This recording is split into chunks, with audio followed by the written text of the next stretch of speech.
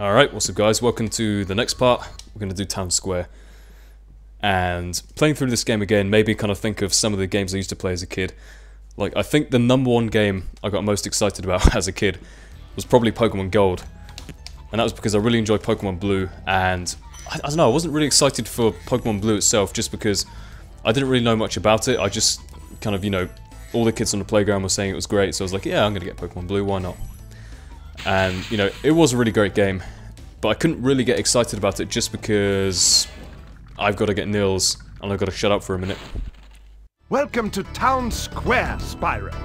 Begin exploring by gliding to that area with the bulls. Use the L2 and R2 buttons to get a good look.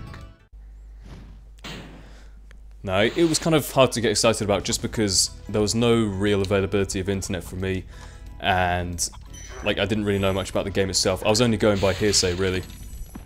Wasn't that a band? Yeah, probably. Anyways, I was going by that, and I just kind of hoped it would be good, and it was.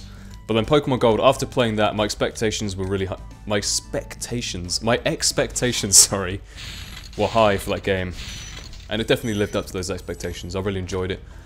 Because it was like, oh, they've added a whole bunch of new features. You know, they've got much better graphics, and there's 2 new worlds to go in. Well, 1 old world and 1 new world, but there's 2 worlds to go through, a whole bunch of new Pokemon, and you got male and female, you can now breed them, which I always thought was kind of weird, you know, like a Grimer mating with a Mischievous. I thought that was a little bit weird, but... Thanks, Spyro. I had the worst itch on the tip of my wing. Did you know that you get your longest glides by pressing X at the very top of your jump?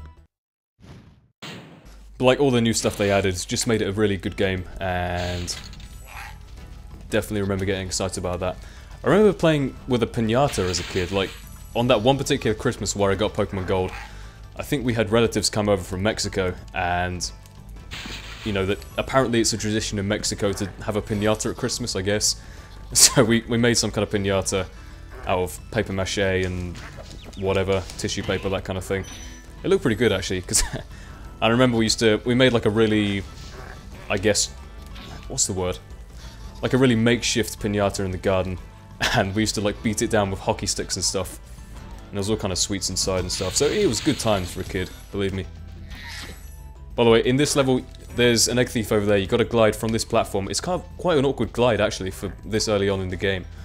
You got to glide around there to get him, and you got to do like a little charge route round. So I'll do that in a minute.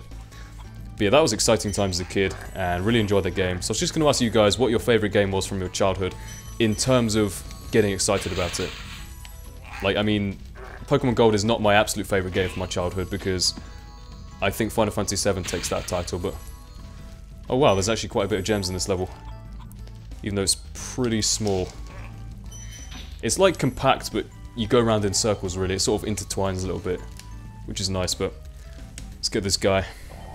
Sound like I'm playing COD now. Get this guy, reload. How's it going, Alvar?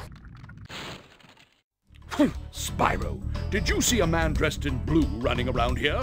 He's a thief, and he's stolen a dragon egg! You've got to track him down and get that egg! Run! Run! I'm getting a little winded. You crazy old fool. Just take your pills and go to bed.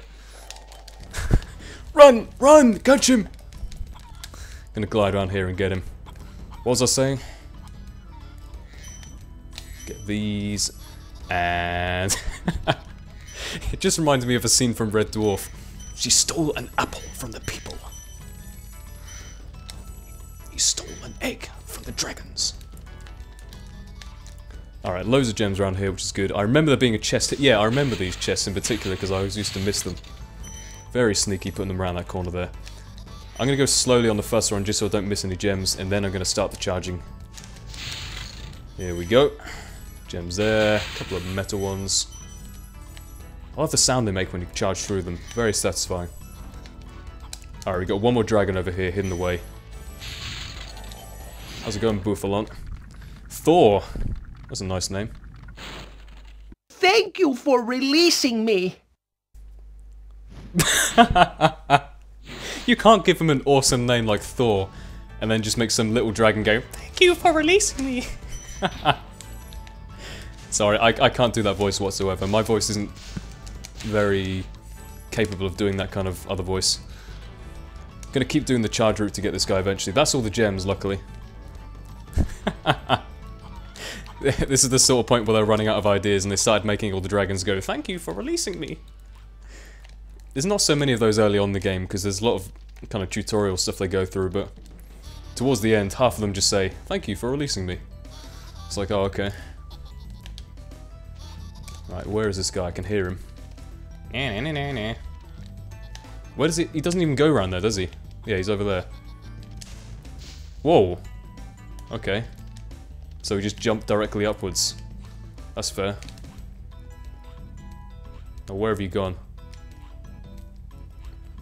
Well, on we go. Sorry if there's any kind of cutout in sound whatsoever in the music and stuff. I think my disc is slightly scratched. I did get it repaired at one point, but it still might be a little bit dodgy. I remember in levels like Treetops in particular. It would be Treetops though, wouldn't it? The music would kind of cut out and it would take ages to load the level and stuff, so I'm hoping it won't do that again this time through. Alright, I'm gonna get you this time, you watch. Yeah, you're cocky now, but not for long. Here we go, get the old mini egg. Right, sorted. Anything else? Nope, we're done. Exit level. I think that was Sunny Flight. So I'm going to do a little practice run of that and then probably try and tackle that with a live commentary. 600 gems, that's good. Unlike in Spyro 2, you don't actually have to use the gems to buy any power-ups or anything. But I think they are required for 1 point to advance through the Balloonist. The Balloonist just kind of takes you to the next world, because obviously you've got the Artisan's world here with, like, what, 4 or 5 different levels in. And then there's a few other different worlds, each with their own few levels in, so that's how the game works. Well, you guys probably all know that anyway, I don't know why I'm explaining that, but...